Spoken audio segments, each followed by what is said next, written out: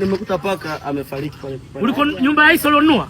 Pia paka mlangoni. Paka afariki mlangoni? Yaani amefariki jana usiku. Ameshaoza kabisa. Isa, usiwafanyie hivyo watu wananunua nyumba zako basi. Sasa huyu ana nini? Hela kakupa bado unamletea shiriki. Bado unamletea mapaka. Usifanye hivyo. Usiku paka sijamkuta. Kweli? Asubuhi nakuta paka hadi wapi. Nikamwambia nilimpigia simu amekata. Kakata simu.